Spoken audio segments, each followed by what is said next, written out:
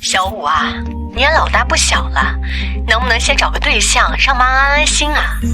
你一个女孩子，天天学人家破案，太危险了。算我这个做妈的求你了。妈，你以为买菜呢？找对象哪有那么容易？我还有事儿，先挂了。你好，请问9号桌在哪儿？我是新来的，你等下，我去帮你看看。好。我叫萧逸，前世是一名旅游西安的明星，从意外穿越到了世界。在那里，那就是9号桌。谢谢。没想到成事后的第2天，我就要被老妈逼着来相亲。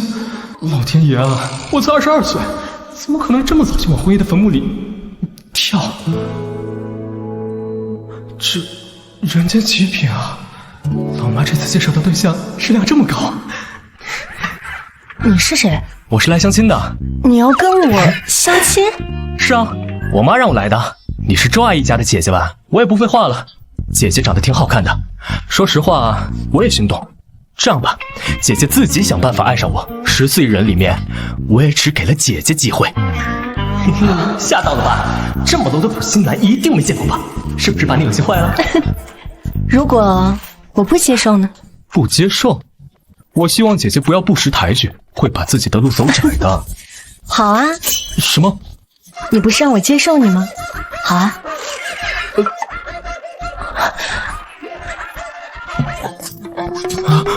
先生，不好意思啊，你走错桌了，你要找的9号桌在隔壁。啊！姐姐，看来我们是误会。误会什么了？那个，原来你不是我的相亲对象啊。谁说的？现在是了。姐姐，我觉得我们可能不适合，你也不要难过。这次的分别是为了我们下一次更好的相见。告辞。要不随便找个人应付一下，刚刚那小子长得还算凑合。小木啊，来大案子了，现在局里人手不够，你赶紧过来帮忙。好的，我现在就过来。你好，我叫肖玉。你好，我是……还想跑？姐姐，你要干嘛？我们还没相亲完呢，你跑什么跑？快放开我！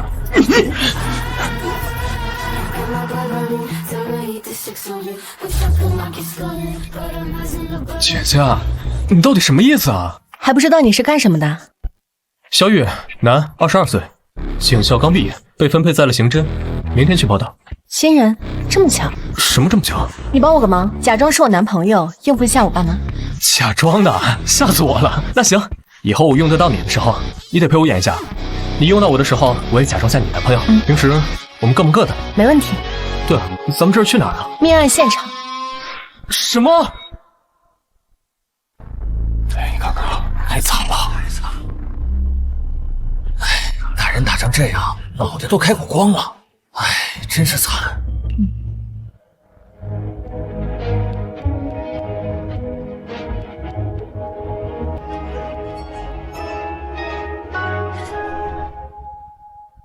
小五来了，说多少次了，不要喊我小五。我忘了，应该叫穆警官。你今天这一身可真好看。穆警官，原来他和我是同事，难怪他刚刚在车上说那么巧。这小子谁啊？这里是命案现场，无关人等，赶紧离开。小肖，你不是明天才报道吗？怎么和小木一起过来了？哦，陈局，我们俩刚刚在餐厅碰巧遇到，就带他一起过来了。原来是碰巧遇到的。小肖啊，那你就过来帮帮忙吧。等下你少说话，站在旁边都学着点。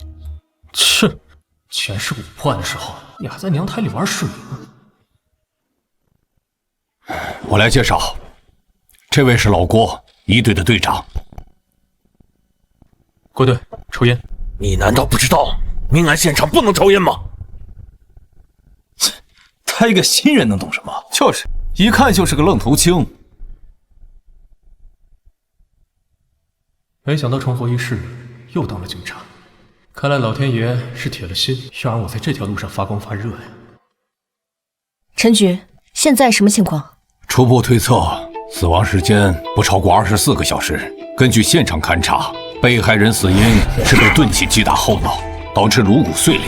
作案凶器没有找到，疑似大号扳手、撬棍、钢条。因为这是一家私人小工厂，这里是他们的临时库房，虽然有监控，但没有开。作案有极大嫌疑的都是他们工厂内部工人，但是根据不断的筛查，大部分人都没有作案时间。目前锁定的2个目标都是女性。因为马上要过年了，上面对这个案子十分重视，限期2周破案。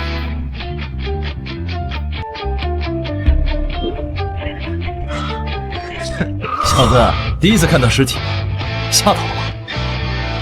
不对，这不是第一现场。什么？小子，你一个见习警员，还没正式报到，就敢在这胡说八道？我刚刚查了你的简历，各项考核成绩普普通通，要不是局里缺人，你以为你能进咱们队？你这家伙怎么突然像是换了一个人？没有任何挣扎，也没有任何活动痕迹，除非被害人瞬间死亡。如果被害人第一时间死亡，凶手为什么还要继续击打？小肖啊，没事，说说你的看法。我在警校时学过路克尔物质交换定律，但凡实施犯罪，现场必定会留下直接或间接的痕迹。库房内根本没有行凶的痕迹，最多只是弃尸的第2现场。老郭，还是你来说吧。我忘了告诉你们，这里只是抛尸现场，第1现场在楼顶天台。什么？这个姑娘有点意思，故意不说这里是抛尸现场，事情搞乱了。王哥，你来的比较晚，我刚刚一直想说来着。我和郭队刚从天台过来，你怎么不早说？这是一座3层小楼，1楼餐厅，2楼男寝，3楼女寝。工厂正处于放假状态，只有10几个员工没有回去过年，其中包括2名女性职工，也是本次案件的重点嫌疑对象。为什么？通过死亡时间推断，被害人死亡时间在后半夜，当时只有2名女员工在寝室，其他员工正在厂内加班，作案机会不大。背后袭击，从头部在地面上的摩擦痕迹看，是在倒下后有遭遇连续重击，以及血液喷洒的方位来看，从被害人连翻身都做不到这一点来看，凶手极其狠辣凶残。先是打倒被害人，接着连续击打，根本不给反应机会。再从心理学角度推算，能做到这一点的普通人不多，能让一个人爆发出如此狠辣心态、残忍杀人的，无非5大类：感情、仇怨、利益、嫉恨、贪婪，无缘无故杀人。不存在的，那是精神病。大侦探，怎么又有新线索了？我知道凶手的凶器在哪里了。你说什么？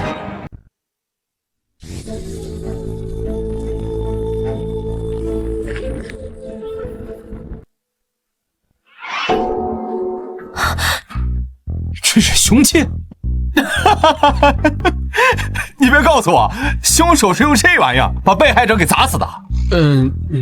从目前的情况来看，它确实不太像传统意义上的凶器。真是浪费时间。不可能，难道是我找错了地方？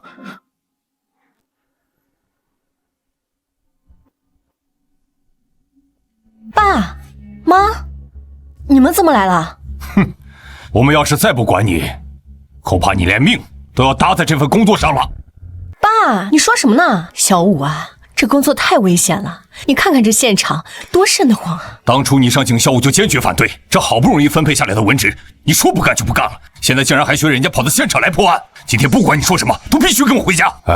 小木的父亲是市里有名的企业家，家里很早就给他规划好了人生道路，可小木这孩子偏偏和其他人不一样，他从小便热爱刑侦，又能吃苦，在如今这浮躁的社会里太难得了。伯父伯母，你们好。伯父伯母，你是？我叫肖月，是小武的男朋友。什么男朋友？男朋友？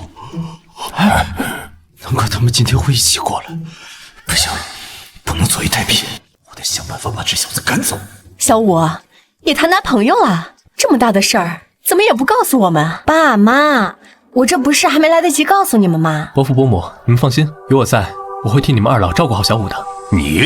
你一个见习警员，拿什么保护我女儿？既然伯父不相信，那我们不妨来打个赌。赌什么？就赌这个库房凶杀案。如果我能在24小时之内将这个案子破了，你们就得同意小武继续做现在的工作。好，我穆天成说话算话，那我就给你1天的时间。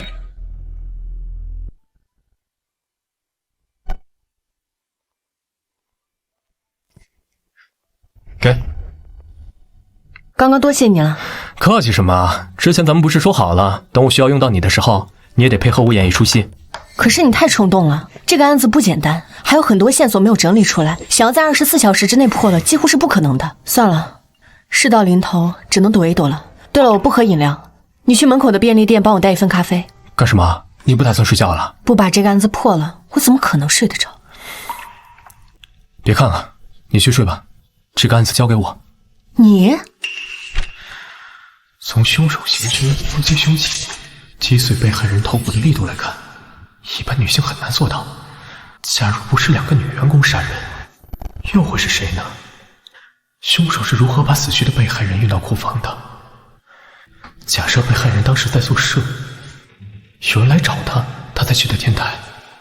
能自由进出宿舍的人，一定是工厂内部人。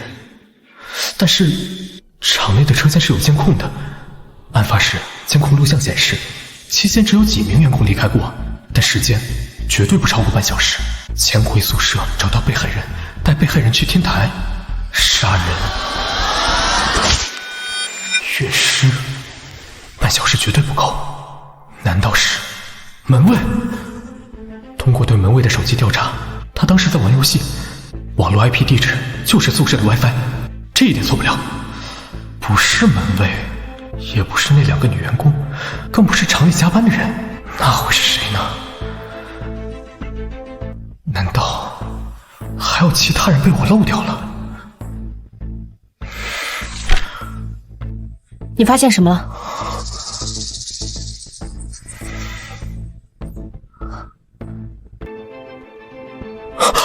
我明白了，我知道凶手是谁了。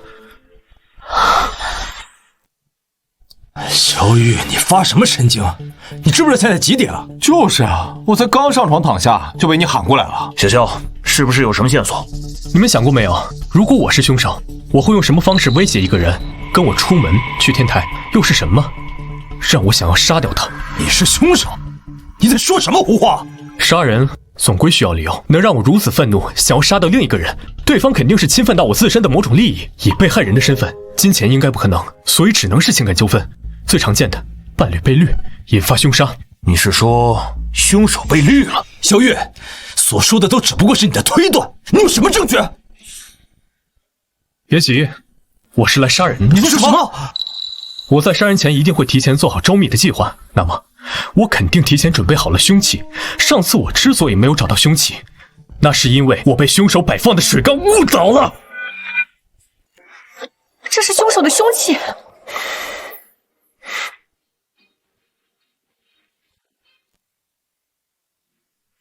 小月，你不会是提前放了一个扳手在这里面糊弄我吧？我问你，假如你被绿了，你最担心被害人身上什么地方最容易暴露出线索？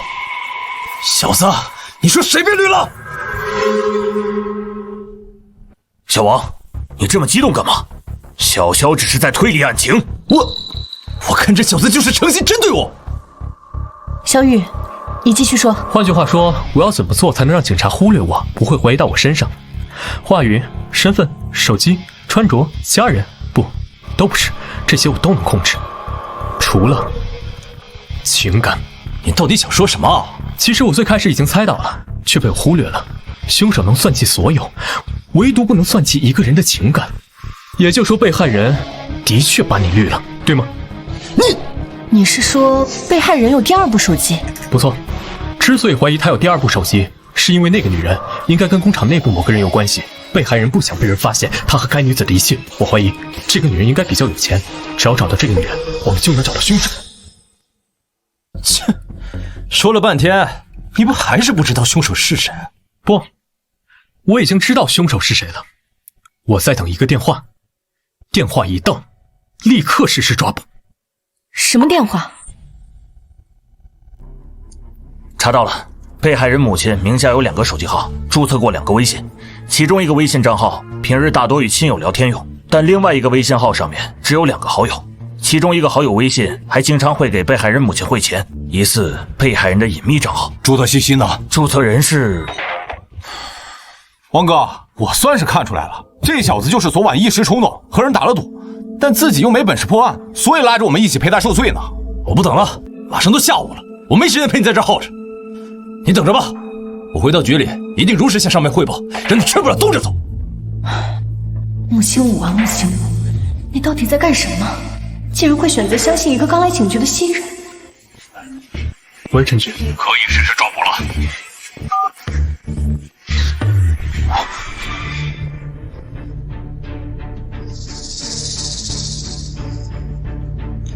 小雨，你确定凶手在里面？哼，当然。小子，要是里面的人不是凶手，你就完了。这不会是那玩意儿吧？让开！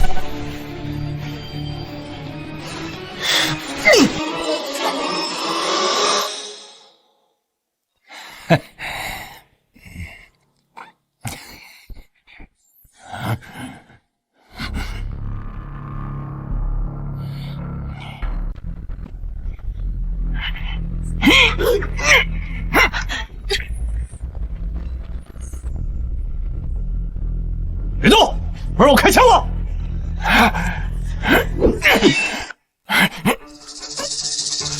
站住！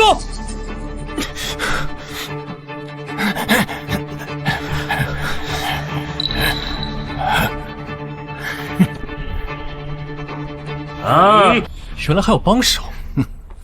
两位警官，一个月多少工资呀？卖什么命啊？小雨，躲我身后。真是丢人！一个大男人，竟然还要女人来保护。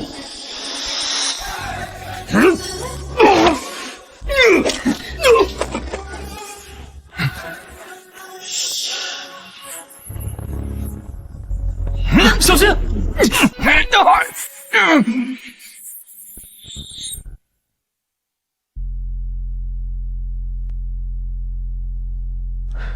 你要见我？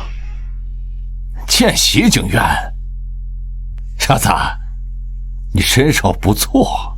董景贤，曾经上过警校，因为一些原因没有成为警察。可能老天爷也知道，我这种人不配当警察。你想知道什么？你是怎么怀疑上我的？我们查到被害人有2部手机，其中一部是他和情妇秘密联系用的。注册信息呢？注册人是左红玉，34岁，本市人，已婚，身份是被害人所在工厂的老板娘。当你们出现的那一刻，我就知道我死定了。只是没想到抓我的人这么年轻。刘厂长，身为男人，我可以理解你的冲动，但是冲动并不能成为你犯罪的理由。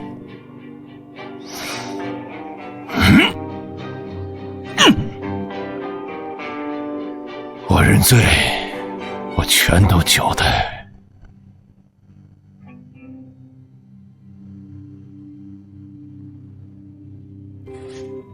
耶！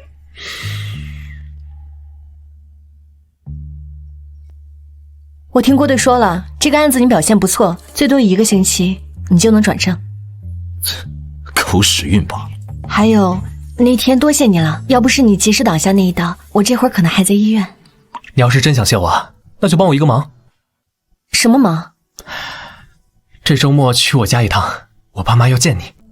对了，我忘了和你说，我爸妈也说要见你啊！真是太巧了，没想到我们还是校友。可不是嘛，如今2个孩子也被分配在了同一个单位，以后工作上也能互相照应着，这缘分就像老天爷特意安排好的一样。我看呐，咱们也别光顾着感慨了，既然孩子们感情好，咱们做父母的也满意，不如就挑个好日子把他们的婚事给定下来。老萧说的对，早点把婚事办了，咱们两家人也能更亲近。好啊，天成，你倒是说句话呀！人家老萧两口子都表态了。我没意见。小萧这孩子年轻有冲劲儿，像我年轻的时候。姐，你倒是说句话呀！好啊，那就结婚吧。啥？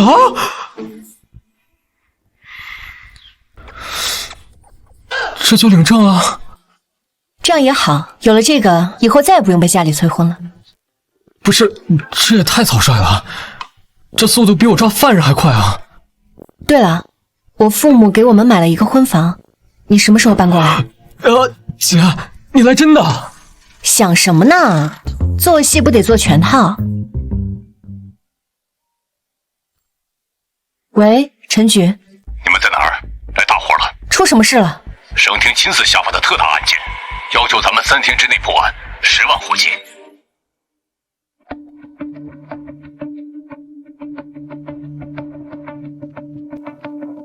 你们可算来了，先看卷宗吧。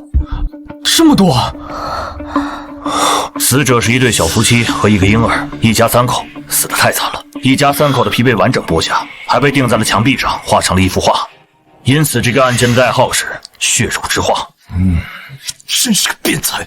有嫌疑人吗？嫌疑人叫何巧，是被害女性陈芳的前男友。案发时他就昏睡在现场。被害男性，也就是陈芳的老公冯军，生前是嫌疑人的好友。不错，通过现场指纹、DNA、凶器、短信以及作案动机，查出了一套完整的证据链，坐实了嫌疑人的身份。但是因为案件太大，加上嫌疑人极力否认犯下的罪行，所以上面替我们申请了一套测谎仪，要求我们3天之内给出结论。这还用省什么？这案子明显就是仇杀呀！嫌疑人和陈芳有过感情纠葛，又和冯军是好友。虽然不是被绿，但这种心爱的女人和自己的好兄弟好上了的剧情，有几个男的受得了？监控呢？监控看了没有？不是小子，你以为你是谁啊？上个案子算你运气好，你还真把自己当神探了？监控看过了，除了嫌疑人外，没有拍到其他人。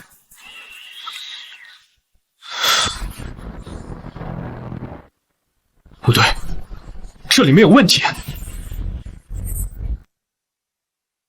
有什么问题？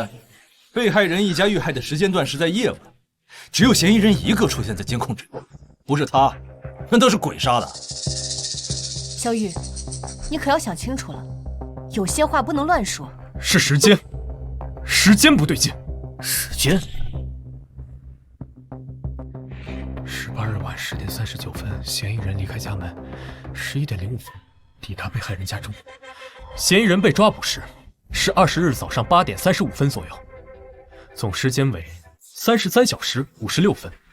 不到34小时，哪怕3名被害人一动不动地被嫌疑人杀害，脱掉被害人衣物需要时间，给被害人放血需要时间，剥下一张完整的皮需要时间，还是3张皮剔肉，把人皮钉在墙壁上。最后是作画，以现场的那些作案工具，就算是专业屠夫也做不到。33个小时，绝对不够。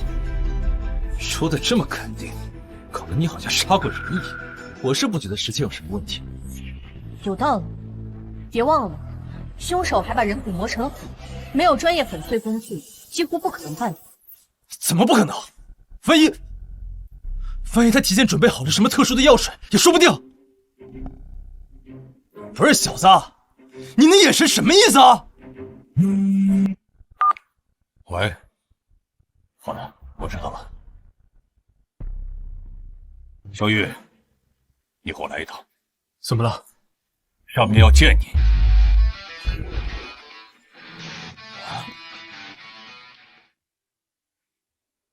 见到上级时，不需要我教你怎么做吧？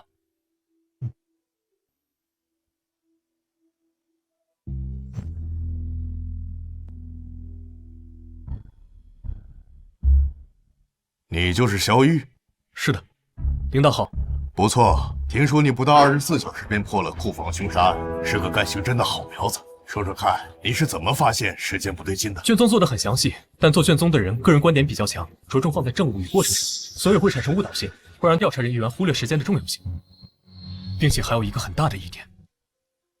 什么疑点？难道没有人想过，得是什么样的心理素质，做下那么变态的凶杀案后，还能在案发现场堂而皇之的睡觉，等着我们去抓？不错，头脑冷静。你们怎么看？进专案组吧。我没意见。专案组？小肖啊，这可是千载难逢的好机会。专案组里可都是本省的精英，能进去那是对你能力极大的肯定。前世我花了3年的时间才进入专案组，没想到这一世仅凭一个案子，就让我提前走到了这里。领导，我愿意加入专案组，但是我有一个要求。什么要求？我想让穆警官也加入专案组。小伙子，穆青浦已经在专案组里了，他是今年的特招生，各项考核都是满分，而且他实战经验也不少，之前参与过几起要案的协助调查，表现相当出色。那我换个要求，能不能让郭队也加入专案组？小肖，这又不是买菜，怎么能讨价还价？没关系，你说的是郭强吧？他原本就在我们的考察名单之内。你可以说说看，你让他加入的理由是什么？郭队有着丰富的刑侦经验，在之前的库房杀人案中，是他整理了卷宗。他不仅把案件里里外外的细节梳理得十分清晰，连那些看似无关紧要、容易被忽略的旁枝末节都标注得明明白白。我认为，如果他能加入，绝对是一个极大的助力。老王、老廖，你们怎么看？我认为没问题。我也觉得可以。行，那我现在正式下达通知。从今天起，你们便是专案组的一员，要求3天之内查出血肉之花案的真凶。是。等一下，我反对。有意思，这时间点掐得如此精准，像是提前知晓会议进程，特意赶来的。小牛啊，你突然反对，总得有个理由吧？专案组的组建是为了尽快破案。时间紧迫，可不能随便添乱。我提议可以测试一下他的能力，看看他有没有这个本事。陈雪，那就是牛鹏，这次专案组的负责人。不错，他就是本省的明星警探刘鹏。早在警校的时候，他便协助市里破获过多个要案。那起名动全国的连环纵火案，他只花了1个星期的时间，便找到了凶手。可以说，他就是未来的警界之星。小雨，你的狗屎运用完了，看他这次怎么想的。赵队，我觉得这不公平。萧玉和牛鹏虽然年纪相当，但是牛鹏从警校时期起便已经积累了丰富的办案经验，让牛鹏给萧玉出题，这分明是存心刁难。小肖啊，你要是不想接受这个测试，可以不用勉强。没关系。我其实也十分好奇，像牛警探这样经验丰富的前辈，会拿出什么样的题目来考验我？萧玉，你太冲动了。其实这不算坏事，有朋说的对，以萧玉的资历进入专案组，一定会有很多人不服。但要是萧玉能通过测试，那可就是凭真本事堵住了所有人的嘴。就凭他？原来是这小子搞的鬼，竟联合牛鹏给我使绊子。可惜呀，他们打错了算盘。前世里我什么大风大浪没有见过，能难倒我萧玉的人，恐怕还没生出来。哎，赵队，你看这事闹的，无妨，年轻人嘛，有竞争是好事。这里有10张照片，我给你1分钟的时间，你需要从这些照片里找出本案的嫌疑人。牛鹏，你什么意思？你这不是故意刁难人吗？卷宗里只记载了嫌疑人的一些基本信息，仅凭这些怎么可能知道他长什么样？而且你只给了1分钟的时间，这根本就是不可能完成的任务。哦，是吗？想认输也可以，只要当着大家的面承认自己没能力进专案组，以后别再打这个主意，这测试就不用继续了。既然萧神探没意见，那么测试现在开始。嫌疑人何小，29岁，本市私企员工，身高1.78米上下，偏瘦。卷宗上的信息只有这么多。第1张照片，身材过于魁梧，明显不符合条件。第2张照片，人倒是挺瘦，可身高目测只有1.7米出头。第3张照片，身高和体型都合适，但皮肤粗糙，与描述不符。时间到，怎么样，大侦探？找到嫌疑人了没有？完了，这1分钟过得挺快啊，一眨眼就过去了。萧玉，愿赌服输，你可别在这死撑着，浪费大家时间了。我们还要去破案呢。你急什么？谁说我输了？哼，都到这份上了还嘴硬？那你说说，嫌疑人在哪儿？嫌疑人就在这里。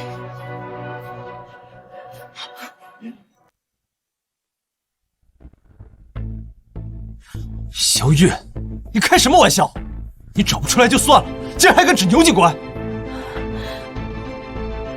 嫌疑人就在他上衣的口袋里。你是怎么知道的？啊？什么？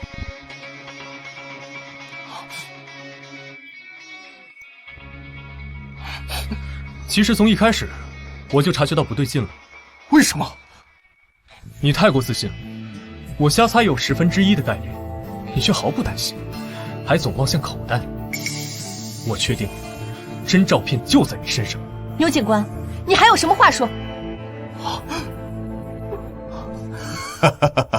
不错，在这么短的时间内，面对质疑还能冷静分析，从细微之处找到破绽，这份能力正是我们专案组所需要的。行，这局算你赢了。不过我们的较量才刚刚开始。见鬼了，这小子的运气真是好到离谱。好了，时间紧迫，抓紧行动，你们只有3天时间。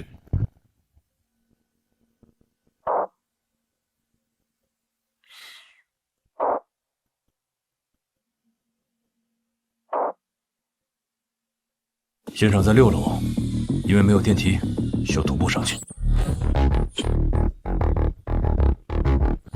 好快的身手！郭队，这人是什么来头啊？他叫田武，外号老五。小的时候在少林习过武，后来当了特种兵，因为在部队里表现突出，上面研究后就把他调来专案组，给咱们助力来了。我们走吧。好。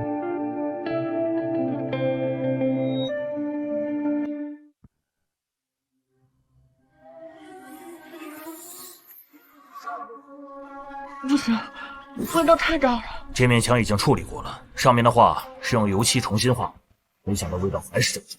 可以啊，照理说，警校才毕业的见习警员，这种场面都受不了吧？吴哥，在警校时我专攻尸检，尸体见过不少。画的是地狱之门。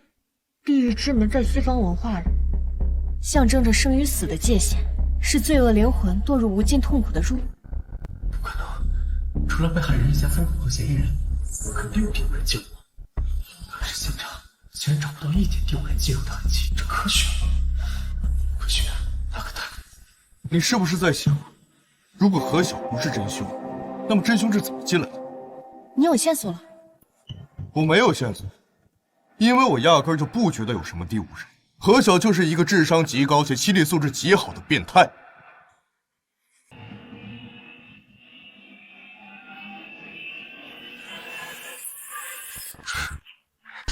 原来你是这么进入被害人家的。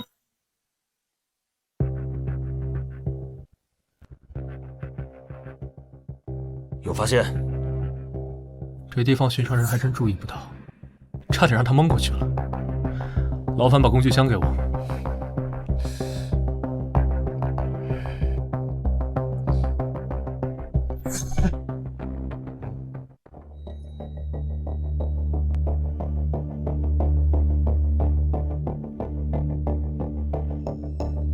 这是……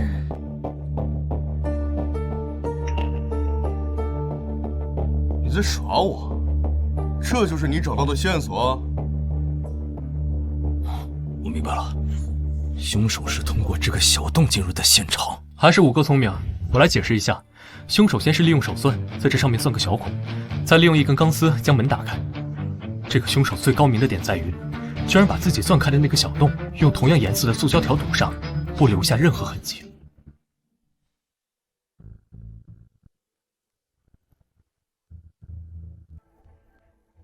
不愧是省里挑选的警员，只是看一眼便金符复刻了凶手的开锁手法。尤警官，不错呀，我发现你有当罪犯的天赋。少说这些没用的，你也不过是运气好罢了。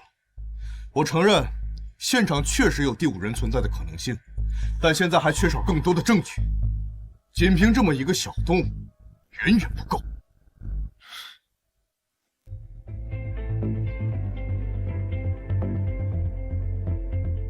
小雨，你去哪儿？去看守所见嫌疑人何晓。警官，我是冤枉的。我知道。你说你知道，那你们为什么不放了我？何晓，你别激动，我们现在还处于调查阶段。虽然你声称自己冤枉，但目前案件存在诸多疑点，我们需要进一步深入调查来核实情况。你们想问什么？问吧。这起案件的被害人一共3人，男被害人是你过去的好兄弟，女被害人是你的前女友。去被害人家里前，你是接到前女友给你发来的短信，短信内容是：何晓，你不是想知道我为什么会跟了大军，现在过来找我？我告诉你，没错吧？对。而后你离开家，去到被害人的家。当你到了被害人的家里，刚刚到，你的姐出现状况，前来后，警方已经到场了。是的，就是这样，警官，你们一定要相信我。一个正常人怎么可能昏睡33个小时？迷药，或是其他药？奇怪的是，血液化验也没有在嫌疑人身上找到使用药物的痕迹。如果真有一名凶手对嫌疑人做了什么，他又是通过何种手段，或者说，是嫌疑人自身通过对嫌疑人和过去病历史的调查，嫌疑人的身体很健康，60时有一段时间精神上出现过问题，但很快被治愈。我认为目前破案的关键在于找到凶手行凶的凶器，把人体骨骼磨碎成粉末，一般的工具可做不到。现在太晚了，明天吧。明天我们再去现场看看。行了，都早点休息，明天我们继续。小刘，把何晓带走。是。那个姐，我先撤了，明天见。不准走，和我去婚房。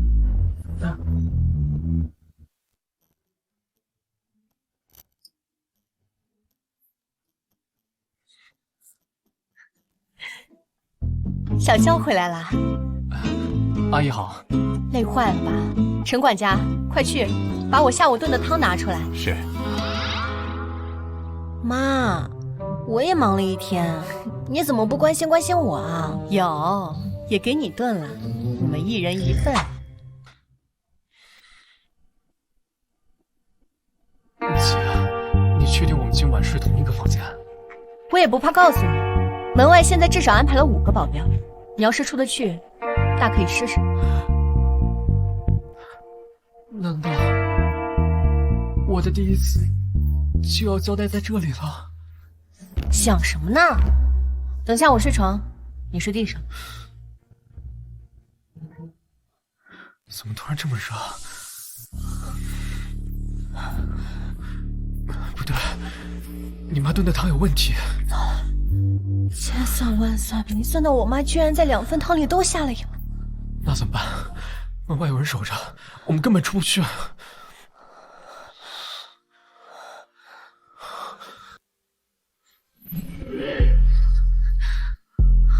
姐，你冷静点儿。你要是这样，我可控制不住我自己了。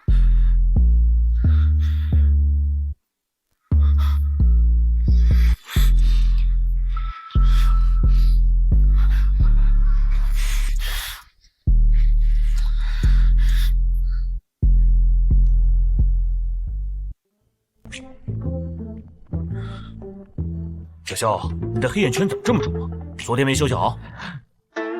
没事儿。我和你们说，以后可千万不能乱喝汤，不然的话容易肾亏。好了，别说了，人都齐了，咱们去现场吧。这2人什么情况？等一下，不急，我想先查一下监控。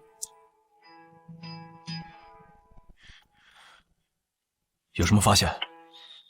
暂时没有。等一下，暂停！你们看，他的身形和走路姿态是不是很奇怪？而且都晚上8点了，他还在小区里晃悠。一般环卫工人这个点早该结束工作下班了。确实很可疑。抱歉，我不这么认为。这个工人的年纪至少在50岁以上，我认为他不具备在短时间内悄无声息完成如此复杂犯罪行为的能力。萧玉，你这就是嫉妒，这么快就锁定了嫌疑人，怕我抢了你的功劳吧？牛警官，我只是就事论事，你要是真觉得他有问题，你就去查他好了。行，那咱们就打个赌，要是我查出来这个环卫工人就是凶手，你就得脱去这身衣服。没问题。好，愿意和我一起查这个人的，跟我走。小肖，你别多想，我只是觉得那个环卫工人确实很可疑。没关系，我理解，咱们都是为了破案。你们去查环卫工人，我这边也会从其他方面入手。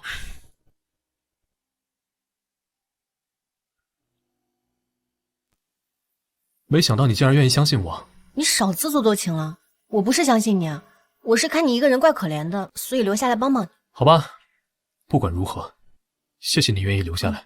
那个，我们接下来去哪儿？再去一次现场。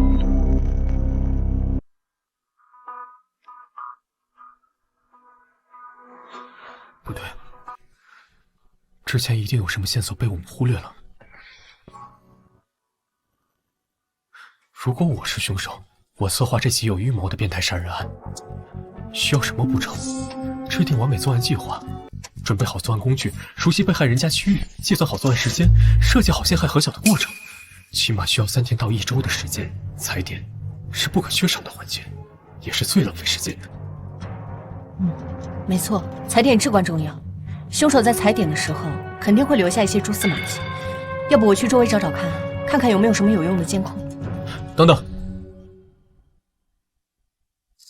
如果我是凶手，那么我为什么会知道嫌疑人何晓的手机，并且能模仿出女被害人的口吻发出那条短信？是因为我太熟悉被害人一家与何晓？我和他们是什么关系？同学？朋友？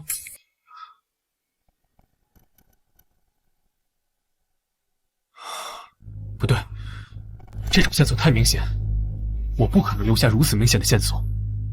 那么，我为什么会发出这样一条短信？是单纯引诱嫌疑人，或者另有目的？我明白了，短信不光可以让何小英愤怒去被害人家，也可以把警方带入一个误区，即使怀疑凶手另有其人，也会往被害人一家与嫌疑人何小熟悉的人身上引，一箭双雕，好算计。那么，我残忍的甚至变态的杀害了被害人一家，嫁祸给何晓，为了什么？根据调查，受害者一家与嫌疑人何晓均无重大恩怨，不存在极端矛盾，是情绪失控吗？绝不可能！我头脑冷静，计划周密，这种刻意布局的行为，在我看来十分反常。可我还是这么做了，到底是为什么？谁？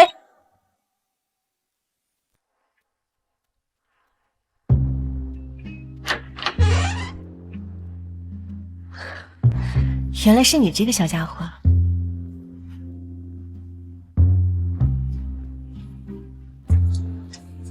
怎么了？是一只猫。猫？怎么样？有线索了吗？这条路走不通。既然走不通，那就从作案工具开始：杀人工具、剥皮工具、碎果工具、烘干工具、磨粉工具。虽然被害人家里的工具的确可以做到，但在33个小时内却无法完成，所以还有其他工具。如此多的工具会很重。当我杀人毁尸作画后，势必精疲力尽，又怎么可能带走如此多的工具？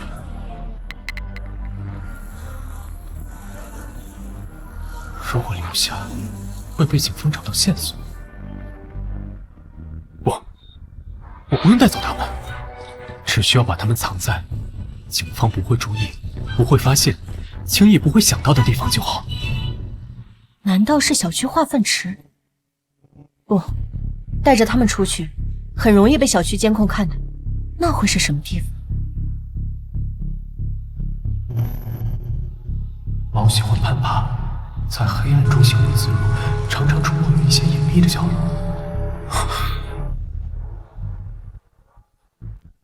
我明白了，凶器在这里。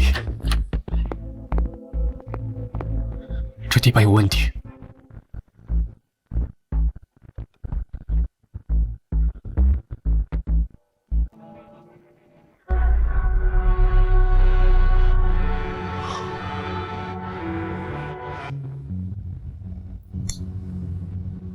小肖啊，干得好，你又立功了。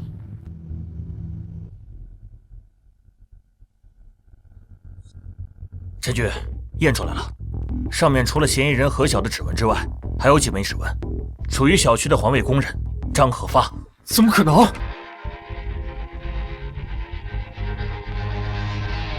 喂，好，我知道了。牛棚那边传来消息，说他们已经抓到了嫌疑人张可发。警官，你们抓错人了哟！我啥子坏事都没干，咋可就把我抓来了吗？张和发，你别装蒜了，我们掌握的证据可不少，现在老实交代，还能争取个宽大处理。啥子证据嘛？我真的是冤枉的，你们莫要乱冤枉好人啊！这东西是你的，他好端端的怎么会跑到命案现场去了？这说不定是有人陷害我。我前几天确实把这东西弄丢了，可能是哪个捡到，故意拿到那个地方去想整我呀。18日晚上，你明明已经下班了，你还鬼鬼祟祟在被害人的小区附近转悠，监控都拍得清清楚楚，这你又作何解释？我就是路过那儿，想去看看朋友。朋友？哪个朋友？叫什么名字？住在哪栋楼哪个单元？我们马上就可以去核实。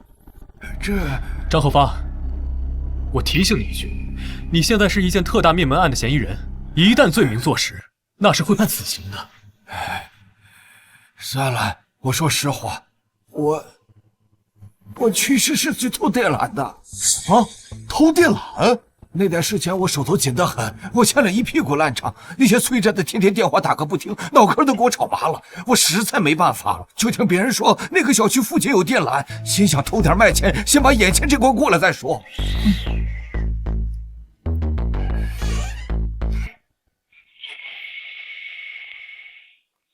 我刚刚查了，案发当天被害人小区的电缆确实是失窃了。此外，第二天嫌疑人确实是还了一笔欠款。线索又断了。可恶！凶手到底是谁？难不成真的有一个我们看不见的凶手存在？不，这世上不存在什么看不见的凶手，每一起案件背后都必然有合理的逻辑和线索，只是我们还没有完全挖掘出来。我有一点想不通，凶手偷走了作案工具，为什么要在上面留下何晓的指纹？通过种种调查与推断，何晓不可能具备作案的可能，光是一个时间就对不上。难道是凶手猜到检方可以找到这些东西，故意把上面弄上何晓的指纹来挑衅我们？不对，不应该是这样，不是凶手在耍我们，而是我们陷入了一个误区，忽略了一种可能。什么可能？通知所有人，我想我已经知道凶手是谁。萧玉，你什么意思？把我们叫到一起，还让钱武把何晓也带过来了。小肖啊，别卖关子了，凶手到底是谁？之前我们陷入了一个误区，谁说最不可能作案的嫌疑人就一定不是凶手？什么？萧玉，当初说时间对不上，嫌疑人33小时之内无法作案的就是你自己，你别告诉我，你现在要自己打自己的脸。你前女友一家3口是被你杀害的。不是我，不是，果然是你。我没有，不是我，怎么可能是我？我只能告诉你，人的确是你杀的，灭门惨案是你做的，但是现在的你是无辜的。什么？萧玉，你在开什么玩笑？怎么回事？我以前看到过一起案件，犯罪嫌疑人是一名多重人格患者，又称为多重人格障碍。嫌疑人的多种人格均有其独特的体验构想模式。最有意思的是，人格状态的改变通常会出现严重的遗忘症，不能用简单的健忘来解释。可以说，一个人格做了什么事情，其他人格根本不知道。是说何萧有多重人格？那起案件中，起因是犯罪嫌疑人体内有一个极为聪明且又变态残忍的人。当他控制了犯罪嫌疑人的身体后，做下了很多灭绝人性的事情。正因为人格之间的记忆是不共享的，所以犯罪嫌疑人的主人格根本不知道他的身体杀害了很多无辜的人。当他被逮捕后，办案人明知道犯罪的是变态人格，但还是不得不把犯罪嫌疑人囚禁起来，这辈子都不可能放出来。这太不可思议了！我知道你能听到我说话，甚至也能看到我。你不打算出来跟我见个面吗？我不知道你在说什么。你是认为自己做的天衣无缝，以为我在诈你？那么，你小时候得过的精神病真的治好了吗？不知道你小时候为什么没有被确诊为多重人格，但你的患病史摆在那儿。当我第一次看到这起案件卷宗，上面讲述你的自述昏睡，记忆出现断层，当时还以为你被药物迷晕，现在看来不是。记忆断层是因为你的另外一个人格控制了你的身体。我是不是可以继续推敲，你的前女友不仅是一个人格的女友，而是双人格共同的女友？如果是正常分手，不应该如此怀恨在心，正常人也不可能做到如此地步。那么只能说明你的另外一个人格不光非常聪明，也非常的变态，心理扭曲，是这样。萧玉，你做出这种推断，有什么证据？证据？其实我差点被他骗过去了，是他的这双手出卖了他。手？我记得上一次提审他的时候，他尽管情绪十分激动，两只手却稳得出奇，一点没有普通人在那种状态下该有的颤抖或者慌乱。但是这一次，他的手却抖得厉害，这说明当时主导他身体的是那个心理扭曲、有着极强自控能力的另外一个人格。我没猜错的话，那个人格应该是前段时间苏醒了，结果发现自己过去的女朋友不光分手，还跟好友结婚生子，等同于背叛，肯定会忍受不住。那段时间也是这个人格在控制着身体，在策划这起案件，计划如何杀人。因为心理扭曲，不光要杀害前女友，连她的老公孩子都不放过。继续。但你不傻，反而极其聪明。同样不想自己的身体死掉，或者是坐牢，对吗？然后你想到了一个办法，不光可以亲手做下那等残忍的事情，还能摆脱一切罪名。还有吗？当然，被害人一家三口其实是在那33小时之前被害的吧？你说什么？那个时间段的前一天，邻居们听到被害人家里传出一些噪音，当时都以为是装修，而碎尸一是为了泄愤，二是掩盖死亡时间，没有完整少部分尸体，即使法医也只能分析出一个大概范围的死亡时间。等你杀害了被害人一家三口后，才用被害人的手机给你自己发了短信，不然不熟悉女被害人，也不能把女被害人的口吻模仿得那么像。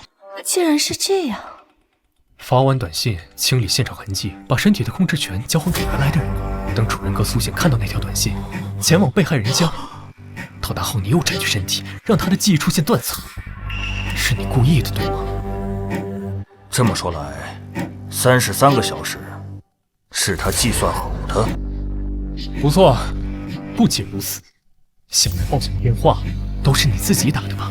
你做了这么多，为的是让警方起疑，让主人格装成无辜者。测谎器测不出，是因为主人格真的不知情。不得不承认，好算计。既然这么完美，又是怎么看出来的？因为画蛇添足，为了清理痕迹，门锁我开锁。这种人怎么可能会在现场留下这么明显的指纹？你猜到了又如何？这些都是你的推理，不能当做证据。证据？小子，确定面板惨案是你做的，过去的证据已经足够了。是的，只要你的第二人格出现，一切就结束。那又如何？最多被关起来，又不用死啊！见过缠小脚的，没见过缠小脑的。你以为死是最可怕的？什么意思啊？知道什么叫生不如死？每天关在一个小窝，绑在病床上，强制打针吃药治疗，不见天日。那个状态下，好人都得变精神病。那时的你可能会想自杀，可惜你不会有这样机会。人在做，天在看，苍天饶过谁？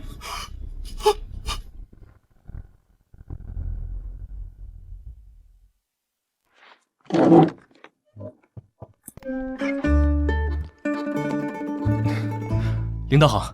小肖啊，干得不错，批文下来了，你快看看吧。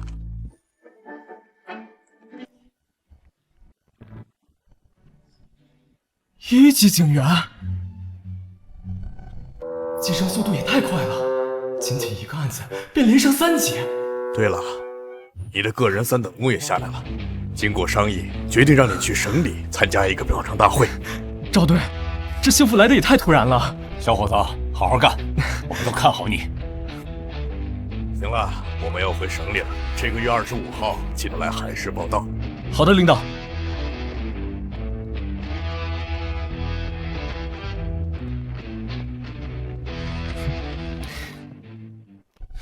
小雨，我和贤武要回省里了，这次的灭门案算你赢了，不过我可没有那么容易认输，下次有机会，我肯定会扳回一城。行，等着你。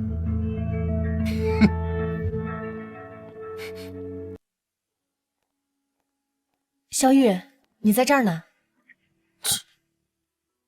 怎么了？我爸妈准备了家宴，庆祝你这次破案立下大功，还邀请了你爸妈一起过来。啊！咱妈不会又炖汤吧？我早就说了，小肖这孩子啊不错，有前途。你看，这才几天的时间，就升到了1级警员。亲家公过奖了，我家肖玉啊，这次能破案立功，少不了小武的从旁协助。有句话说得好，男女搭配，效率翻倍。老肖说的对，小武这孩子，我是越看越喜欢。我就说这婚结对了。小肖啊，别愣着，来喝点汤。妈，这汤我可不敢喝了。上次喝了您的汤，我和小武一晚上都没睡好。这孩子，那个，上次那个可能是那汤太补了，你身体一下子适应不了。这一次我特意调整了配方，肯定不会出现那种情况了。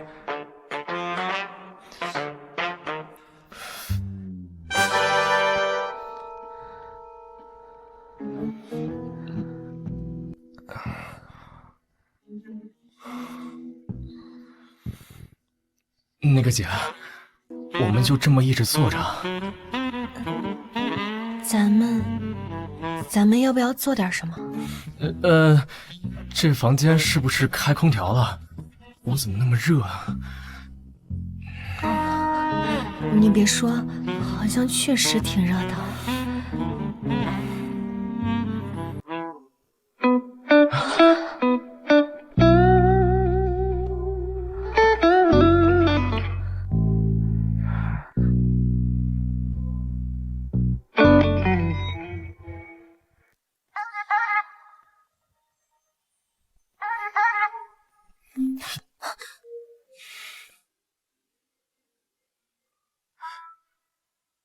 喂，谁啊？你不知道现在几点了？是我。陈局，怎么了？这么晚打电话是出什么事儿了吗？城北那边发生了一起盗尸案，已经1个月了，案件毫无进展，上面很生气，想让你接手看看。好，我马上过来。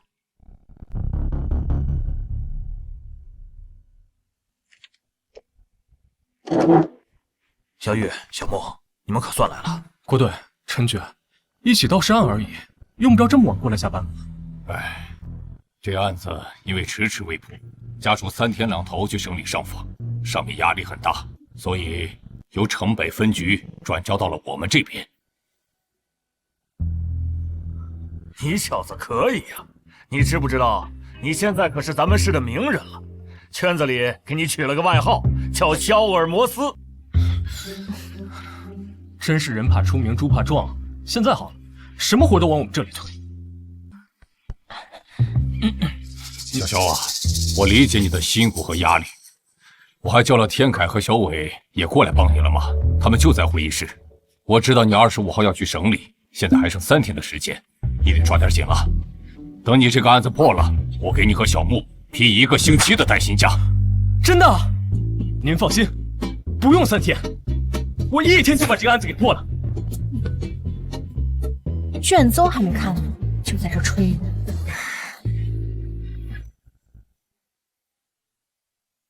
王哥，这卷宗是你整理的？不错，你放心。我虽然之前确实有点看你不顺眼，但我这人公私分明。这卷宗我可是按照最高标准整理的，每一个细节都抠得死死的。那就好。这上面说，死者出车祸因抢救无效身亡，后开完死亡证明，移送火葬场进行火化。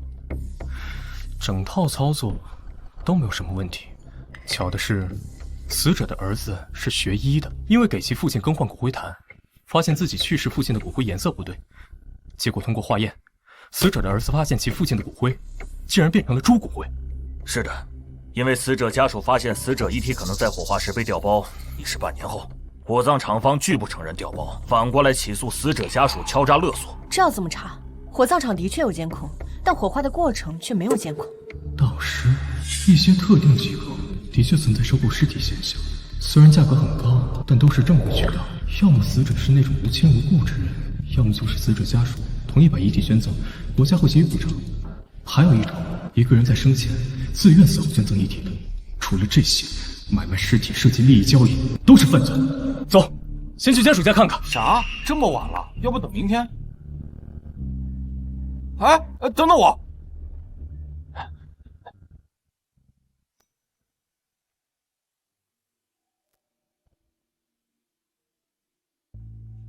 谁呀？你好，警察。进来吧。请坐吧。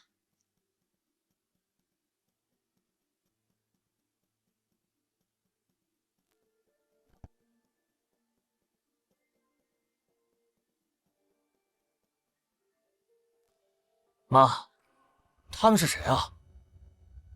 警察。你们还来干什么？关于你父亲遗体的案子，我们有点问题，要再和你们了解一些情况。该说的我都说了，该问的你们也都问了，这么久也没有破案，现在又整来，还有什么好说的？小张，警官，这案子还有希望。这世上没有永远破不了的案子，只有还没有发现的线索。首先，我们彼此要信任、配合。那好，要我们怎么配合？首先，我有几个问题想请你回答一下。第一个问题，为什么给你父亲的骨灰换骨灰坛？最开始父亲的骨灰坛质量出了问题，瓷坛出现裂痕，我想换一个好一点的骨灰。好。第二个问题，一般人可做不出给自己亲人骨灰化验，当时你是怎么想的？我是学医的，老师教过人类与动物骨骼密度，当时到骨灰时发现颜色太深，骨渣与人类骨骼不符，我感觉父亲骨灰可能出问题了，就带着父亲的骨灰去到学校，专门请了一位讲师，我们一起做了化验，结果是猪骨灰。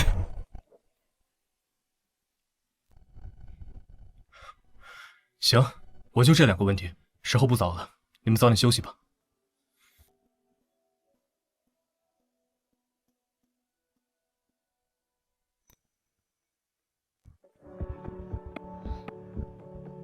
怎么样？从面部表情看，刘建章没有说谎。行了，都回去睡觉吧。再这么熬下去，咱们都变成国宝了。顾队，火葬场几点下班？啥？你别告诉我，你现在想去火葬场？这个点他们已经下班了，不过有值夜班的人在。行，我们现在出发，去火葬场。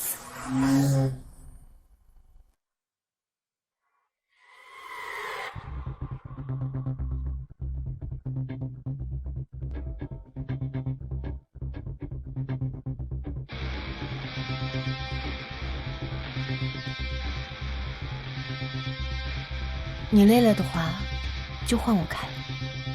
没事，谢谢。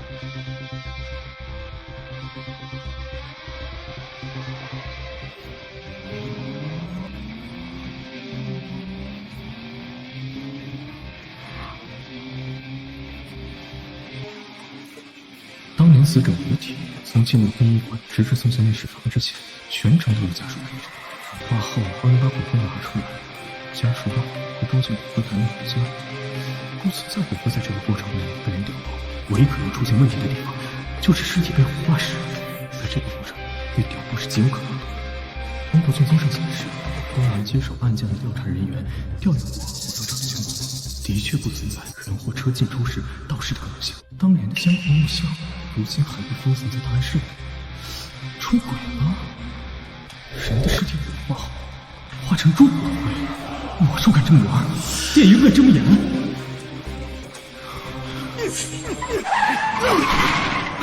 小月，怎么砍伤的？我住手！警察！小子，吓唬谁呀？就你还警察？怎么回事？为什么殴打他人？怎么，警察了不起啊？哟，小子，古惑仔看多了吧？敢对警察？双手抱头蹲下！你妈！警察打人了！快看啊！警察打人了！那人有问题，身上一定犯事。站住！你们了，该睡觉。这里交给你们，我去追他。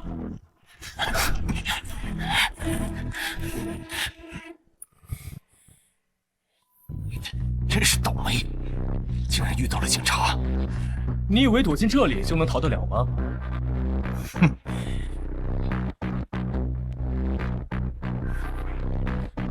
就你一个，对付你，我一个人绰绰。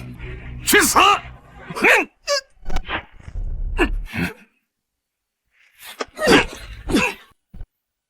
这是。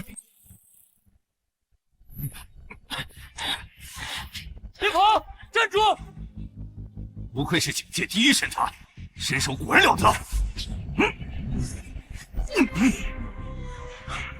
少废话，你被捕了。为什么叫双面大盗啊？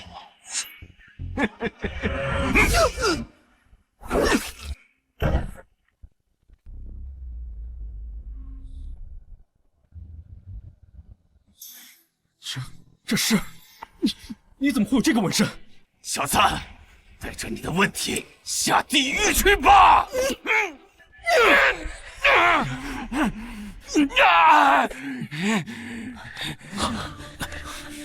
小雨，你受伤了？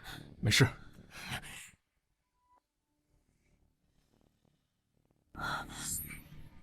你流血了，赶紧去医院包扎一下。郭队，这个人麻烦你带回去，好好的审一下，顺便问一下他手臂上的纹身是怎么来的。行，没问题。你们来了，怎么样？没事吧？一点小伤，问出来没？审出来了，这家伙叫王德龙，男，31岁，L 市人，是个逃犯，化名王小军，藏在本市。犯了什么罪？贩毒。被打的人是他们的客户，起因是这小子毒瘾犯了，找到健身房，结果他没钱还想拿货，因此两边起了争执。纹身的事问了没有？问了，这小子是个软骨头，被小王吓唬了一下，什么都招了。他说他在3个月前加入了一个组织，叫黑骨。黑骨？不错，这是一个跨国犯罪集团，入会仪式就是纹上黑色的骷髅纹身。王德龙不过是个刚入的新人，知道的也就这么多。我已经向上面反馈了，让他们顺这条线查下去。看来也只能这样了。没想到火葬场没去成，顺路抓了一个贩毒团伙。陈局很高兴，这可又是一件大功。你小子还真是咱们局的福将。这个点儿，火葬场应该开门了，咱们赶紧过去一趟吧。姐，这是……我妈听说你受伤了，给你买了一辆新车，这车空间大，开着能安全舒服些。这车不少钱吧？钱的事儿你就别操心了，你放心，这车不贵，没有超标。好吧，那个，替我谢谢咱妈。你俩该不会是已经领证了吧？算了，我耳朵不好，刚刚什么都没听见。这么久的事，我真的一点都不记得了。你确定不记得了？警官，我发誓，真的不记得了。不过，我们火葬场已经对那些诬告者提起诉讼，他们摆明就是想要敲诈。你说何建章告你了？他问你要多少钱？那个具体的数目我忘了，得去查一下。那行，我们可以去查看一下内部吗？比如炼尸房这些地方。应该是不行的，我们火葬场有规定，外人……我们不是来跟你们讲规矩、讲道理的，我们是警察，请配合调查。即使你们是警察，也要讲道理吧？什么道理？是你的道理大，还是国家的法律大？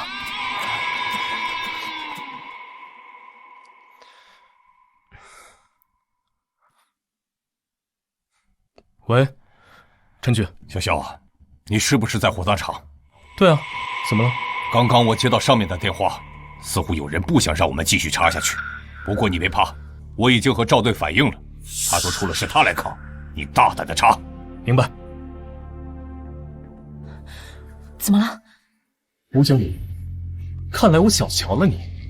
不过你找谁都没用，今天这案子我必须查个水落石出。胡队，麻烦再叫几个兄弟过来。好，我现在就打电话。你们去查一下监控。是。胡队，这边交给你们，我和小五去那边转转。行。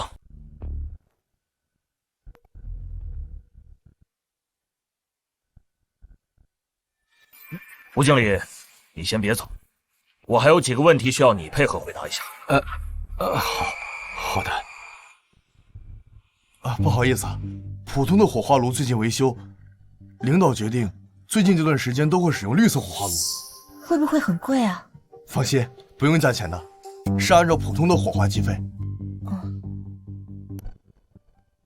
同志，请问普通火化炉坏了多久了？是早上坏的。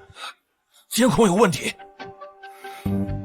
我们查到这个月火葬场每天出车的次数达到了40次以上，远超正常水平。奇怪，不仅出车次数过多，而且还只进不出。难道是干私活？不对，火葬场给遗体火化都是按照流程来，警方有备案，任何流程缺一不可，不可能存在做私活的可能性，这是犯法。除非是全员犯罪。小雨，局里刚刚传回消息，这个吴经理的账户很干净，没查出什么问题。他全部的存款一共9万。好，一个堂堂火葬场负责人，账户存款只有9万块，欲盖弥彰。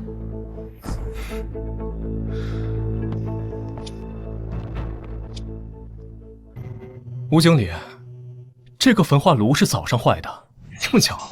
是的，警官，早上突然就出故障，不能用了。突然坏的？这么重要的设备，报修了没有？报修了，不过记录还没有来得及整理，等下我让人找出来给您看。不用了，你现在将它打开。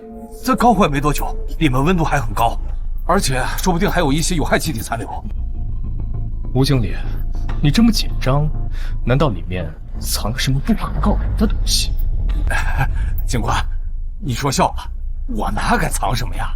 我再说一次，将它打开。这，小二，打开吧。啊！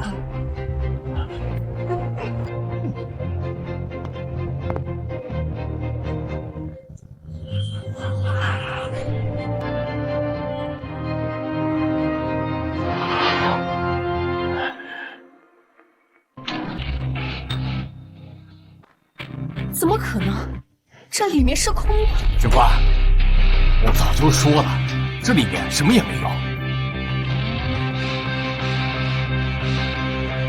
不对，什么也没搜到，不合理。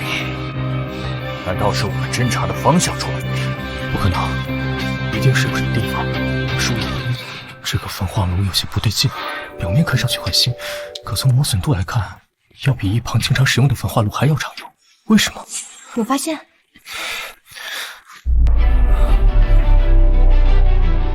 这小子胆子也太大了。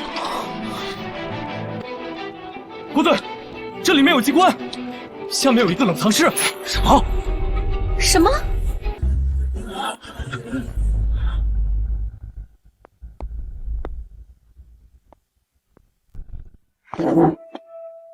小萧啊，干得好！吴天全已经招了，这是一起特大遗体走私案，上面很重视，会派专人过来跟进。我们在冷藏室一共找到了21具尸体，这帮人真是丧心病狂。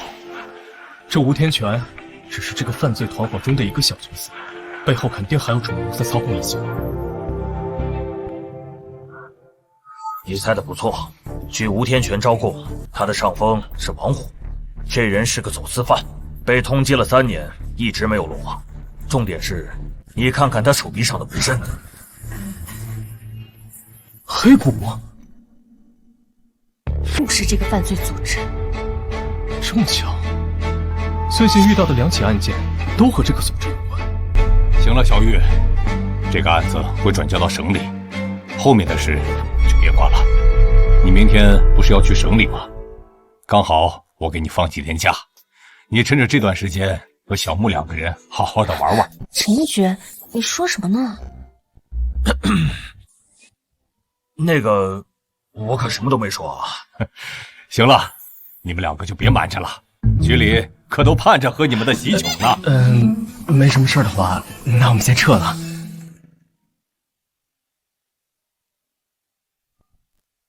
喂，赵队，小玉啊，你最近手上有案子吗？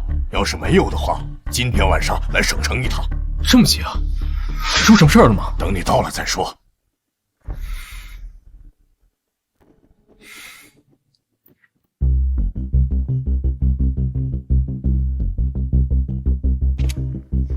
赵队，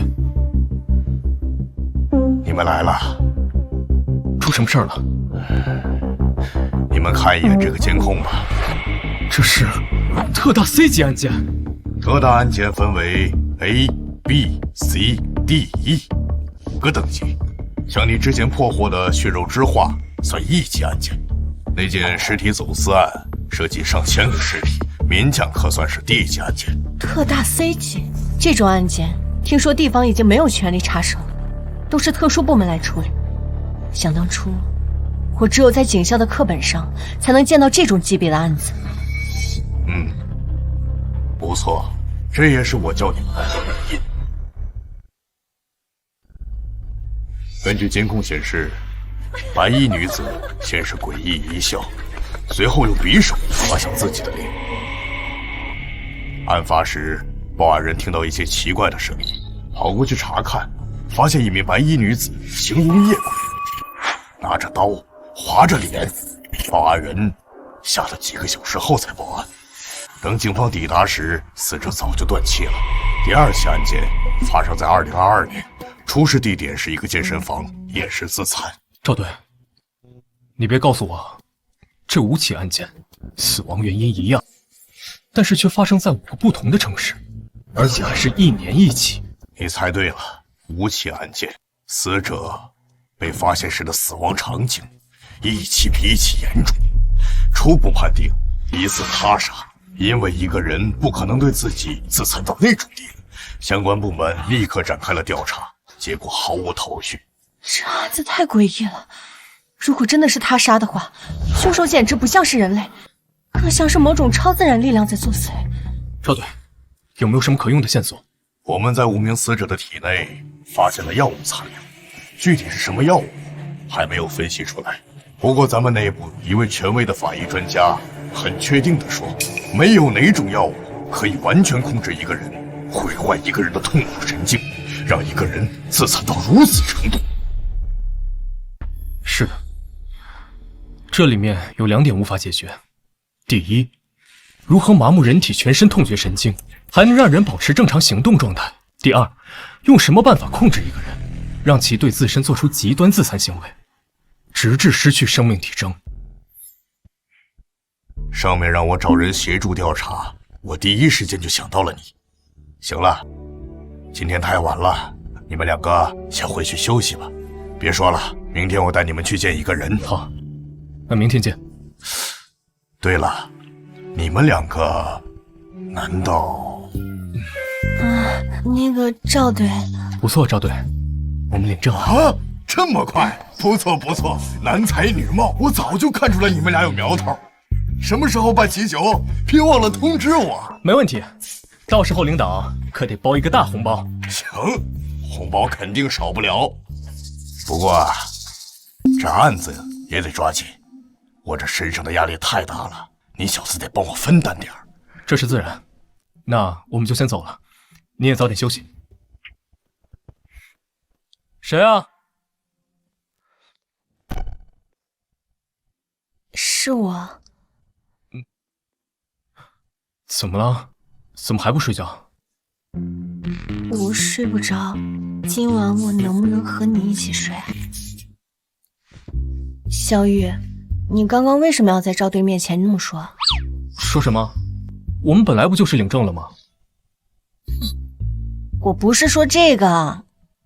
算了，今晚我睡哪儿？要不咱们集结？别动歪心思，我会报警的。这还用说啊？我可是正人君子。还正人君子？你知不知道上次你的样子就像是一个流氓？我那还不是你妈炖的汤害的。小雨，这个案子太诡异了，不知道为什么我心里有点害怕。别瞎想了，咱们可都是坚定的唯物主义者，这案子的背后一定还有什么我们没有掌握的线索。可能是我想多了。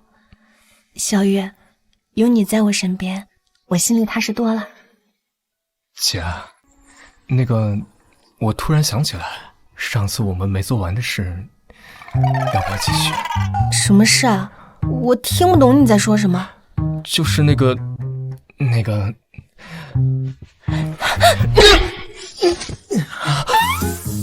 说了，不许动歪心思。今晚你就睡地板，别想再上床。啊！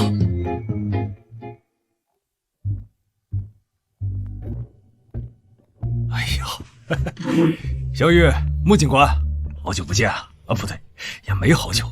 我记得咱们上个星期刚见过。你们怎么在这儿？小雨，你什么意思？合着只有你一个人会破案？牛队，我可没那意思啊，我就是太意外了，没想到在这儿能碰上你们。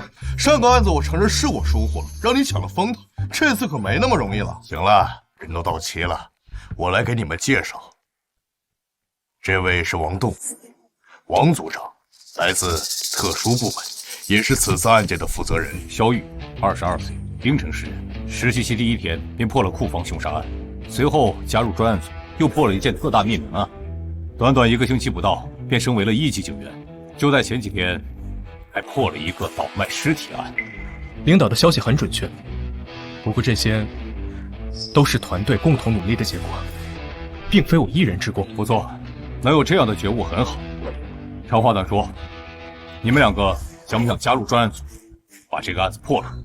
当然想。王组长，上面给的时限是多久？10天。10天之内若是破不了此案，此案有可能会被暂时封存，到时候真凶可能就要逍遥法外了。这也是没办法的事，这案子积压的太久了，不可能所有人一直耗在上面，而不管其他案子。赵队说的对，所以咱们得抓紧了。另外，我补充一句，虽然我名义是专案组的负责人，但在这10天里，我会全力配合你们，为你们提供辅助支持。你们需要什么，尽管和我说。我想去现场看看。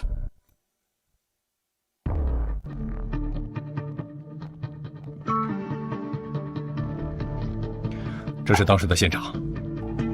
想要让一个人自裁，无非是几种方式：催眠、药物或者致幻。催眠虽然可行，但被催眠者如遇到刺激、疼痛会自然醒转，而药物大多使其全身行动力失去运转，重举会使其昏迷，也不太可。至于致幻，如何控制一个人的幻想，让处于幻觉中的人伤害自己，这简直是天方夜谭。难道是团伙作案？那目的呢？在不接触死者的情况下，又是如何让其服下药物？小雨，你怎么想？难道是故意的？5个视频刚好都在监控前。是的，太废了，天底下不可能有这么巧的事。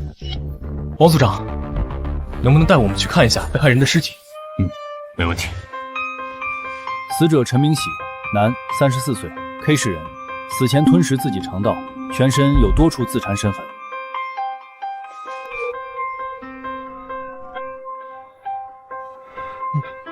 萧月，萧月，好的，你笑什么？你变态啊！你怕尸体？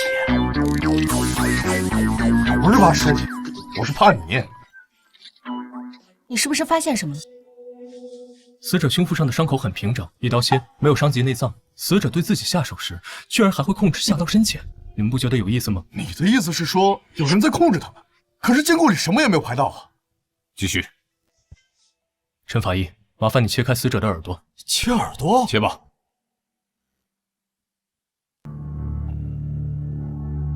这是蓝牙耳机。我们之前竟然错过了如此重要的线索。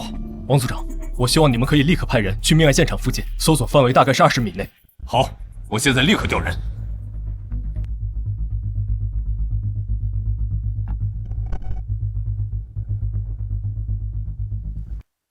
找到了，是一台 MP5。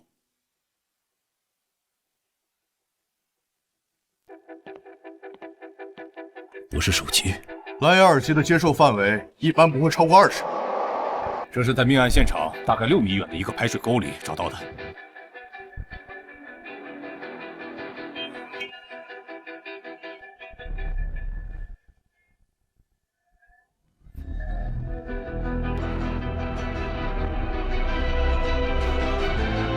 找到了，应该就是这个。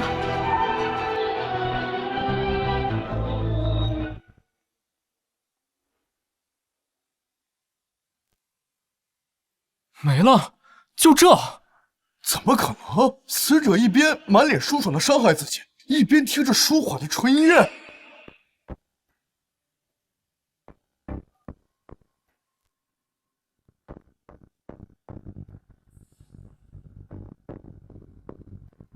你们发现什么了没有？是催眠？不可能！虽然我不懂催眠，但之前我们已经调查过，甚至想到过，催眠绝对不可能做到如此地步。不错，第一，催眠首先要通过尊重、倾听和共情的手段，与被催眠者建立起信任和合作的关系。第二，痛苦会让被催眠者清醒。第三，催眠不能违反被催眠者的心理。死者生前的人际关系调查过没有？查过，并没有发现任何的可疑人员。药物吗？也不对，在不接触死者的前提下，不可能把药投喂到死者的口中。等等，投喂？难道？喂，你说什么？你确定？出事了！2个小时前，在冰城又出现了一名疑似自残者。啊？什么？不是说这个案子1年1次的吗？还好发现的及时，人已经被控制住。不过，对方的状态很不对劲。走，赶紧去看看。安定药剂对他没有用，再这样我完全救治不了。萧月，你干什么？他都这样了，不把他打晕，难道眼睁睁看着他死吗？没毛病，就是你这下手稍微狠了点。把人送去医院吧。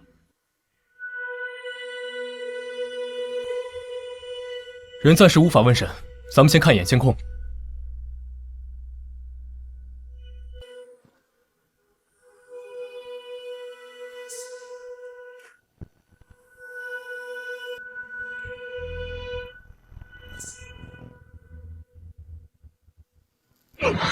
当时有一名治安巡警路过，见到这一幕吓了一跳。这家伙像是疯了一样，对周围的人发起攻击。最终是4个民警合力，整整用了半个小时时间，才把他彻底制服。搞什么？丧尸围场？视频看完了，你们怎么想？给他验血了吗？验了，结果还没出来。我估计就算验了也没用，这家伙的体内是一种新药，没有什么参考价值。现在只能等了，等他的意识清醒，这个案子才能继续查下去。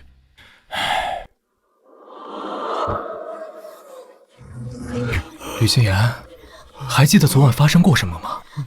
伤者精神状态有些不稳，应该是受到了什么刺激。刺激，的确是挺刺激的。知道自己昨晚做了什么吗？为什么会那么做？我不知道。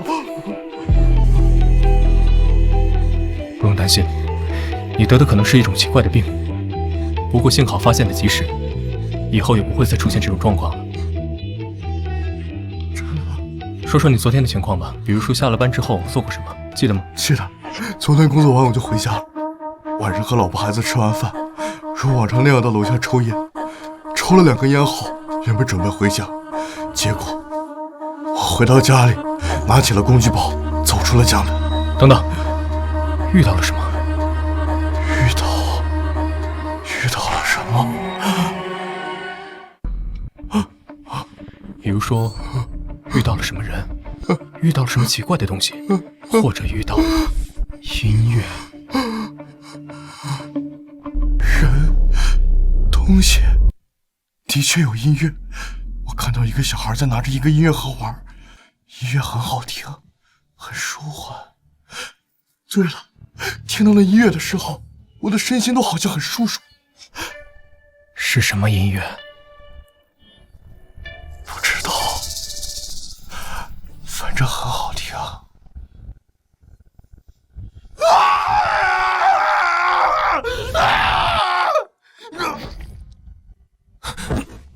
果然是催眠。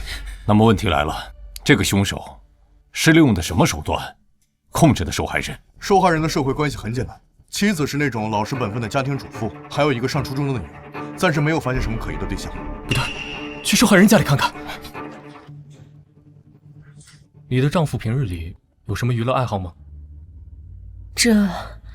他平日除了上班，和朋友出去喝点酒，再就打游戏。手游？不是，是电脑玩的。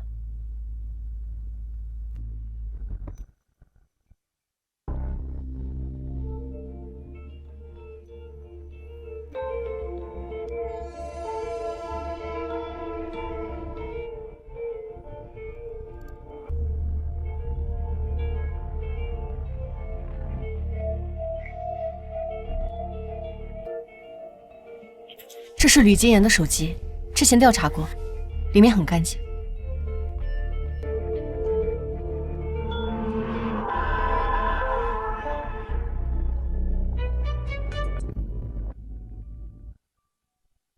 你怀疑这个 APP？ 现在这个阶段，任何可疑的细节都不能放过。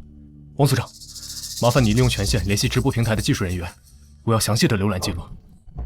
好，我这就去办。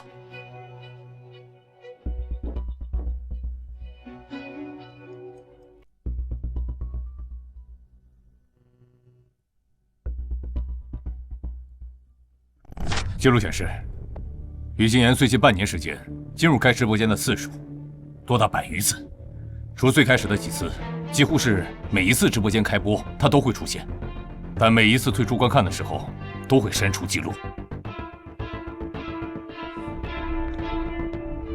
直播间的主人是谁？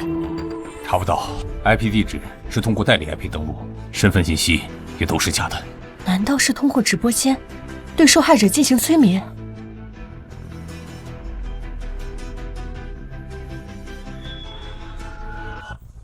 可恶，线索断了！不，线索。你说什么？去找那个拿音乐盒的小孩。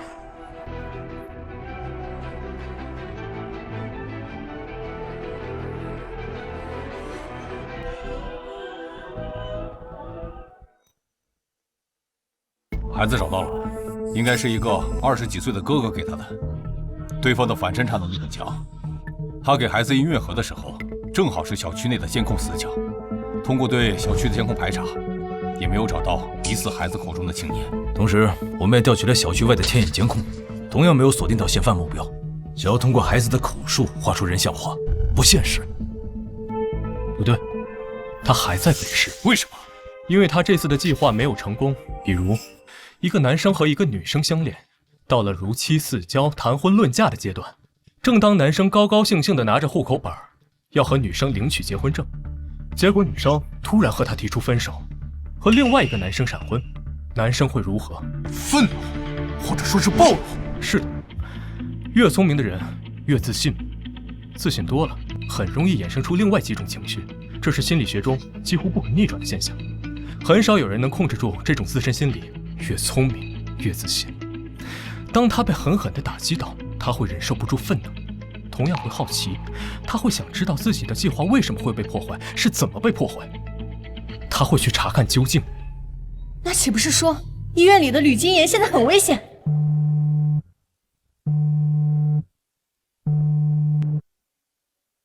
喂，你说什么？吕金言又自残了，现在在抢救。走，快去医院！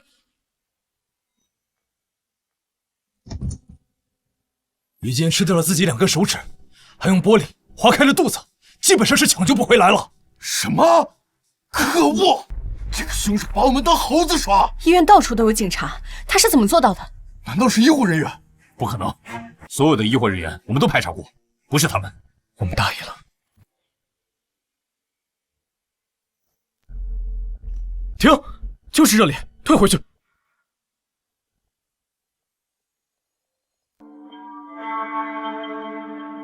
这什么也没有啊！再往回倒。停！将画面放大。这是什么鸟？这是大山雀，苏棉花脸王。不对，有问题。再放大。靠！还能这样？这鸟成精了！这是怎么做到的？凶手竟然能操控一只鸟！赶紧抓人吧，希望他没跑远。今天不抓到他，我前任的名字倒过来写。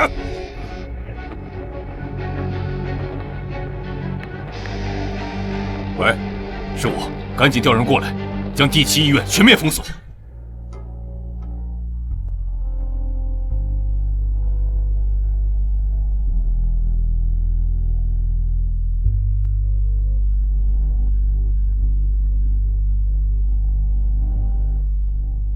喂，组长，都搜了一遍，没有发现嫌疑人。不可能的，我们行动很快，他应该来不及跑。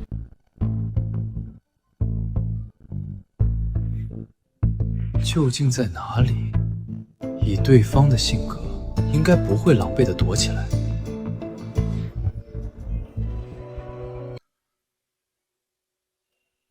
哼。嗨，美女，你好。你在和我说话？我好像不认识你吧？你在看什么？天上的那只鸟是你养的？哼，什么鸟？莫名其妙。身高虽然不对，但可以改变。是增高鞋。1.8米变成1.7米，去掉10公分增高。你原来的身高是1.7米。再来说身材，男人的衣服本就来比女人宽大，所以突然换装会显得差距很大，对吗？你是不是有什么病啊？你再骚扰我，我报警了。还有一点，你可以利用装扮把全身上下都包裹起来，但是你却忘记了，耳朵是露在外面的。知道拍身份证照片为什么要露出耳朵吗？因为不管脸怎么变，一般人不会改变耳朵。另外，男装时你的胸很平，就是证明你的胸肯定不大。就算你换了女装，也不可能变成一对 D， 只能说明里面藏东西。会是什么？我猜会不会冒出几只鸟？萧玉，你确实很聪明。你认识我？当然，自我介绍一下，我叫何雨。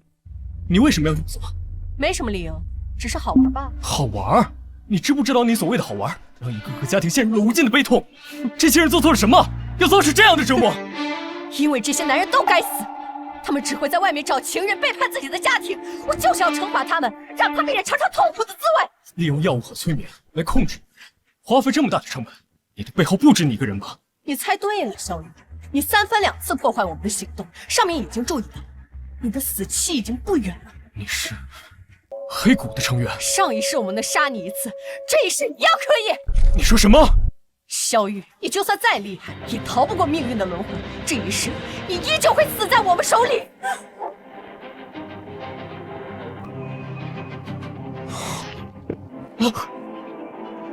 背后的人是谁？你们为什么要这么做？快说！别慌了，他服毒了，快送去医院。没用了，他已经死了。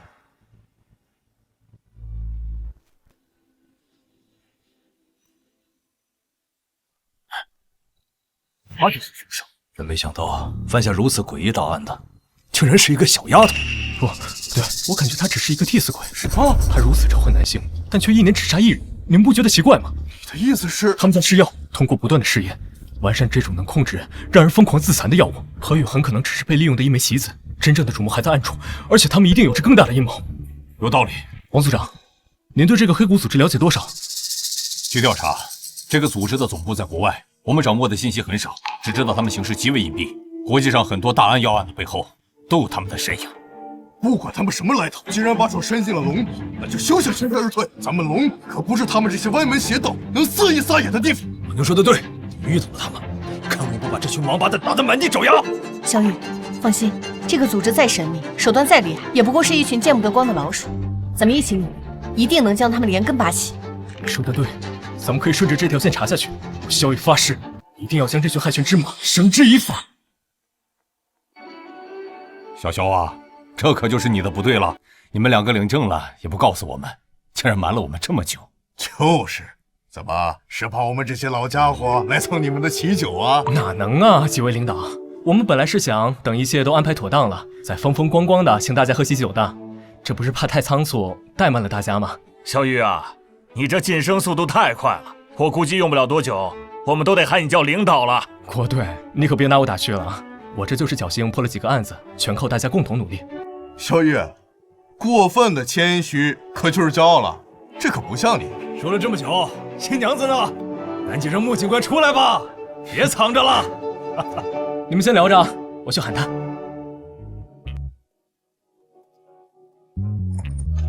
小五，你好了没有？都等着你呢。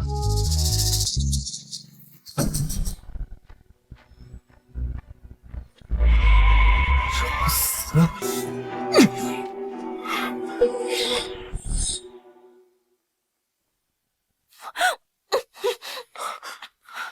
你是什么人？小五呢？赶紧把他交出来！小玉，你难道不好奇我们为什么会知道你的秘密？我不管你们有什么目的，我最后警告你一次，交出小五！看来你真的很在乎他。看到你面前的枪没有？将它捡起来。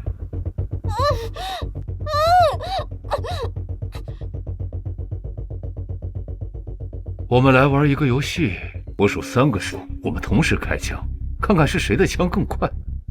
只要你赢了，我就把你的女人放了。我是警察，我是不可能和你玩这个游戏。那太可惜了，那么我只能把他杀了。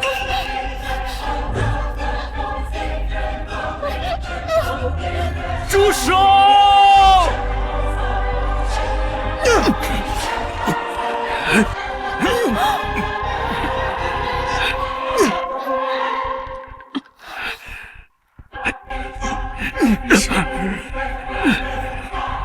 没事吧？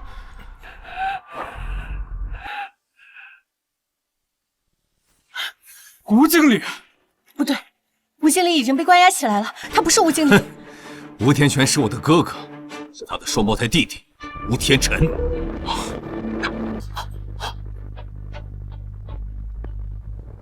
小雨，怎么回事？